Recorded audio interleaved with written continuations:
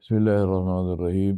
الحمد لله رب العالمين، والصلاة والسلام على أشرف الأنبياء والمرسلين محمد رسول الله صلى الله عليه وعلى آله وصحبه وسلم تسليما كثيرا كثيرا. فما بعد, my brothers and sisters, we are looking at the different lessons that we learn from Surah Al-Kahf, and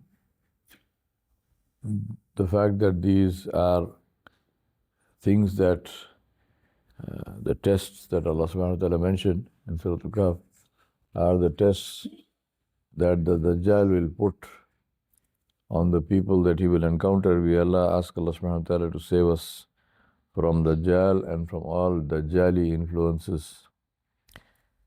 We looked at the first two tests, which is the test of faith and the test of, what was the second one? Test of faith and test of wealth, right? Today we look at the test of knowledge. This is it is one of the paradoxes that even with knowledge, even with the knowledge of the Quran itself, if that knowledge is not rooted in taqwa, which means that the knowledge has to be in practice, and if that knowledge does not come from a heart which is pure and does not enter a heart which is pure, then that knowledge itself will corrupt. Even though the knowledge itself is pure, but the way it is perceived and the way it is received and understood will corrupt. And this is exactly what happened with Iblis. The knowledge that Iblis had, knowledge was good. There was nothing wrong with the knowledge he had. What was wrong is what he did with the knowledge, where he used this knowledge in a wrong way. And even today you have people who are people of knowledge. They are ulama, they have great qualifications, they are huffaz of the Quran and so on. But then they will give a fatwa which makes haram into halal and halal into haram, because they are currying favor with somebody in authority, maybe a ruler, maybe somebody with money or something, and they will give this fatwa. So therefore, which means that the knowledge has not entered the heart. Right? They don't fear the anger of Allah. They are looking for benefit from some creature, from a human being, or they fear the human being. They do not fear Allah subhanahu wa ta'ala. So what's the good of the knowledge? So the issue is to ensure that the knowledge we have takes us to the right destination, which is the rida of Allah subhanahu wa ta'ala. Now Ibn Kathir rahmatullahi alayhi quotes in his tafsir about the incident of Musa alayhi salam and how he went in search of Al-Qidr. Ubay bin Ka'ab radiallahu anhu narrated that he heard Rasulullah sallallahu alaihi wasallam saying, Musa alayhi salam got up to deliver a speech before the Bani Israel. When somebody asked him, who is the most learned person among the people? Now obviously Musa alayhi salam is the Rasul. He is the Sahibul Kitab, Sahibul Sharia. So obviously he is the most learned person. Nobody can be more learned than the Nabi. And this is not just any Nabi, this is a Rasul, and he's a Rasul from the Ulul Azm in the Rasul. So Musa alayhi salam, the man asked him, who is the most learned person in the world among the people? And Musa alayhi salam said, I am the most learned person. Now Allah subhanahu wa ta'ala rebuked him, because Allah subhanahu wa ta'ala, because he did not refer the knowledge to Allah. He did not say, by the will of Allah, Allah has given me knowledge. He said, I am the most knowledgeable. So Allah subhanahu wa ta'ala rebuked him for this, and Allah subhanahu wa ta'ala revealed to him. He said, at the junction of two seas, there is a slave of ours who is more learned than you. Right? Now, you should to think about this. First of all, Musa alayhi salam is the Rasul of Allah. And he is the Sahibul Kitab, he is the Sahibul Sharia. Now, Khidr is not mentioned, alayhi salam is not mentioned in the Quran by name. We have the name from the hadith, alhamdulillah, but in the Quran, Allah subhanahu wa ta'ala said, Abd min al-ibad, one of our slaves. Obviously, that slave, whoever he is not Sahibul Kitab. He is not Sahibul Sharia. Right? He is not a Rasul. He is a Nabi. So in terms of status, he is not at the level of Musa alayhi salam. Musa alayhi salam is much higher. But when Allah subhanahu wa ta'ala said, there is this person, Musa alayhi salam could have said, Alhamdulillah. He didn't say that. Musa alayhi salam said, oh my Rabb, how can I meet him? He didn't say, send him to me. He said, how can I meet him? I want to meet him. The lesson here is, Musa alayhi salam had the humility and the humbleness. He didn't say, well, I am this, I am this. No, he said, Ya Allah, you have told me this man has knowledge. I want to go and learn. I want to go and learn. What is the need for Musa alayhi salam to learn? If Musa alayhi salam, whatever he needs to know, Allah will teach him. Allah taught him. Musa alayhi salam is not all the Anbiya received Wahi, but Musa alayhi salam spoke to Allah directly. He is Kalimullah. ये कोई आम आदमी नहीं है मूसा अलैहि सलाम. So it's not just a matter of he actually spoke to Allah subhanahu wa ta'ala, right? So he's a very, very special person. So Musa alayhi salam said, how can I meet him? So Allah subhanahu wa ta'ala said, take a fish, put it in a vessel, and then set out. And where you lose the fish, you will find this man. So now Musa alayhi salam took a fish, he put it in a vessel, and he set out, and with him was his servant. He was a boy servant, Yusha bin Nun. He was the servant of Musa alayhi salam. So he was carrying this vessel with the fish. And then they went, and then they traveled the whole day and whatever number of days. And then they slept. They found a rock and they were sleeping on this rock.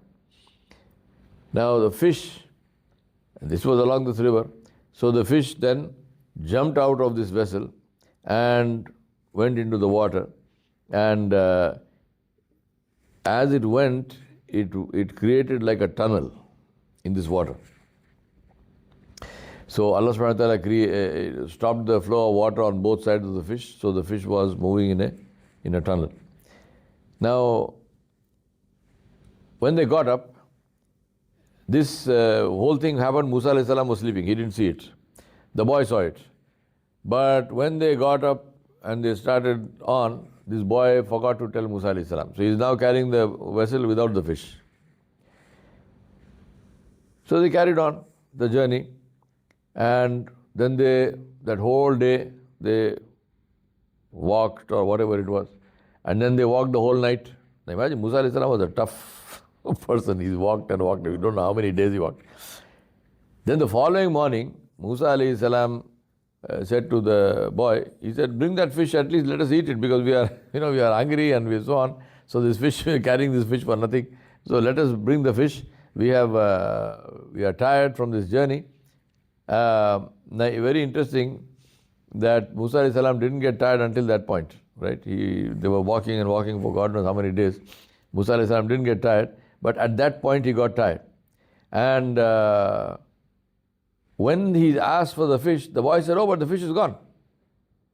He said, where did the fish go? Because Allah subhanahu wa ta'ala told him, where you lose the fish is where the person will be. And this boy is saying, fish is gone. He said, where did the fish go? He said, 2 days ago. Not now. 2 days of journey has passed. So and the boy said, the fish jumped into the sea, and when the fish went in the water, it was like a tunnel. So Musa alayhi salam, that is the place. He said, that is the place. We should have gone, we should have told me. Anyway, so now they went back. So imagine, they traveled 2 days. They have now traveled 2 days back. So when they reached back, they found that there was a man sleeping on the rock, and he was covered with, whatever lahaf or some garment. So Musa alayhi salam said salam to him, and he said, Assalamu alaikum.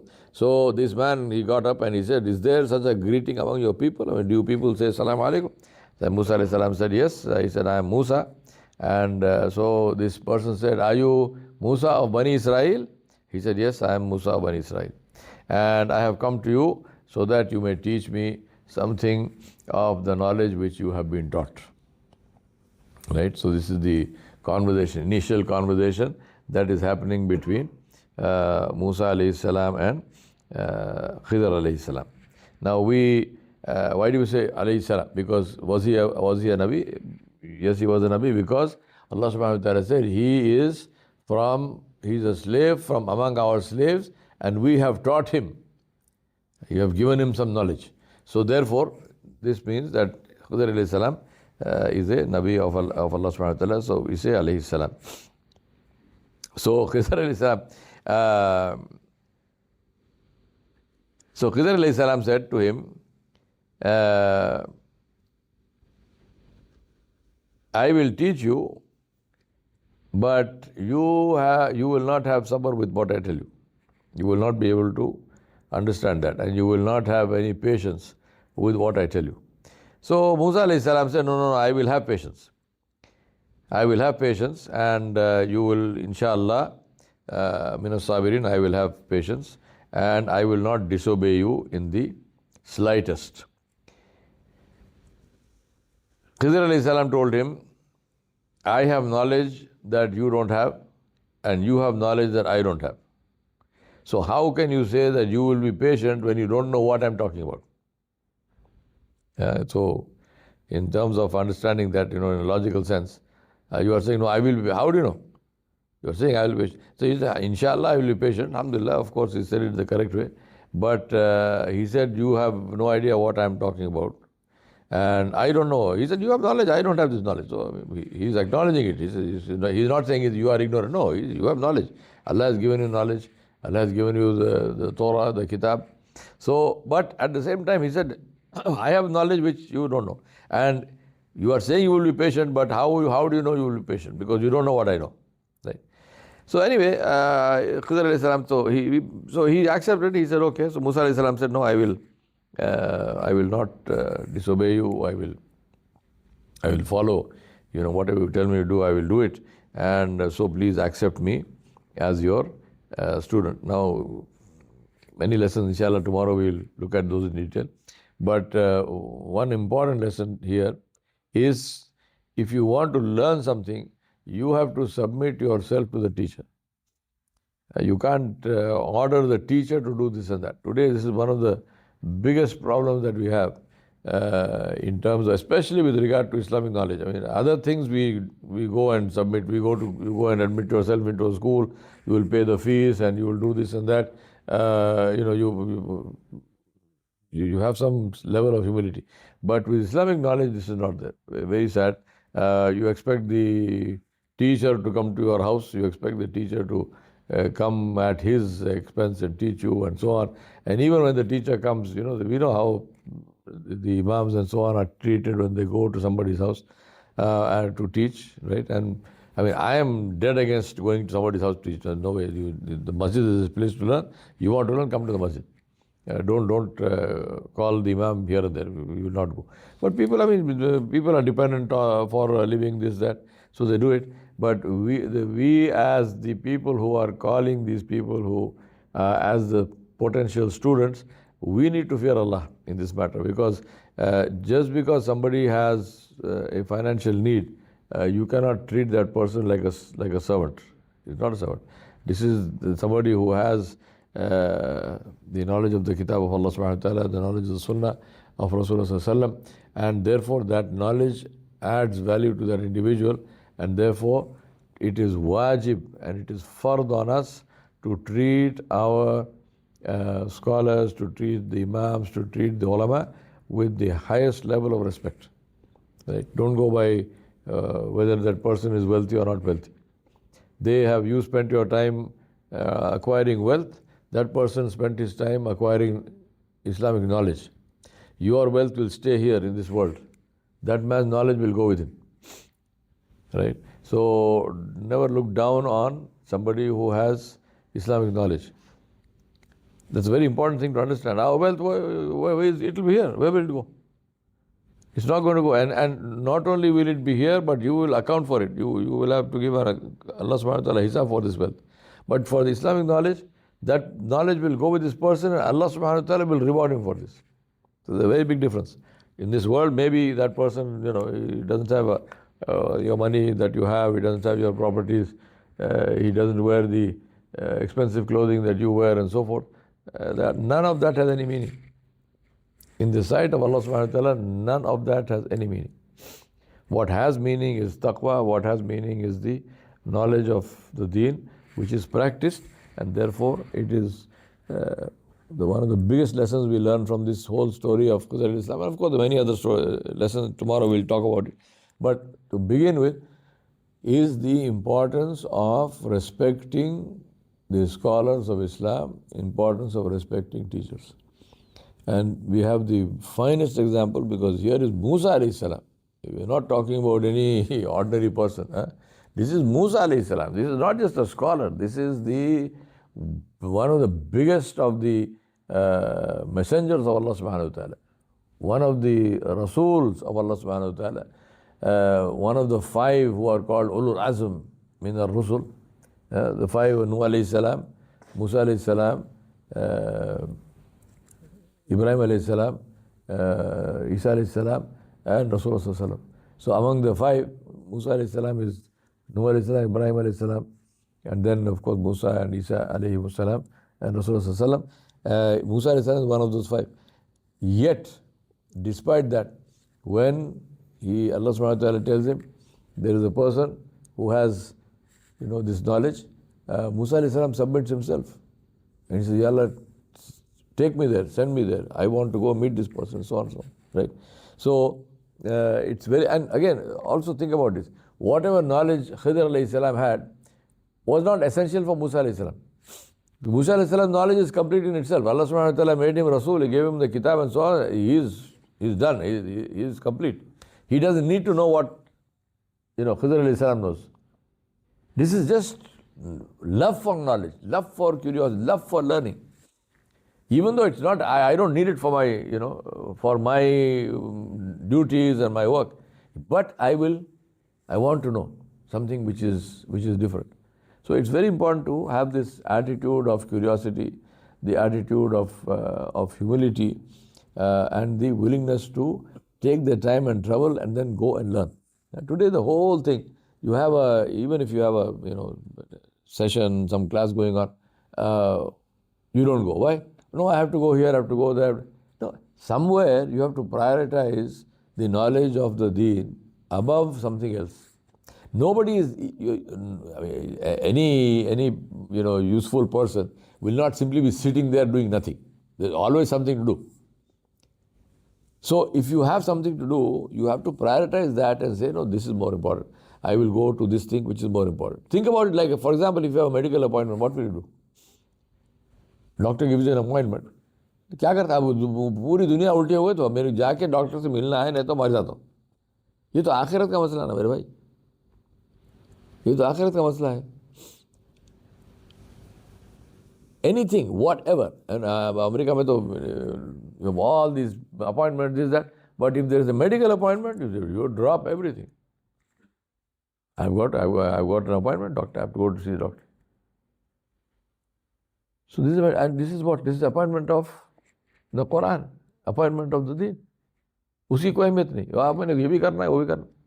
करने को कुछ भी रहता है, कोई बेकार कोई नहीं बैठा हुआ है, सबके पास रहता काम. So it's very important for us to understand that we have to give priority to the deen, to the knowledge of the deen, to learn it and to practice it. खाली सीखने का नहीं, सीख के उस पर अमल करना है. We ask Allah subhanahu wa ta'ala to make us among those who have this curiosity, and we ask Allah to reward us and to help us to be among those who learn and to help us to be among those who practice. We ask Allah to forgive us our shortcomings, to forgive our faults, and to help us to reach His rida. Wa sallallahu ala nabiyil kareem wa ala alihi wa sahbihi ajma'in bi rahmatika ya arhamar.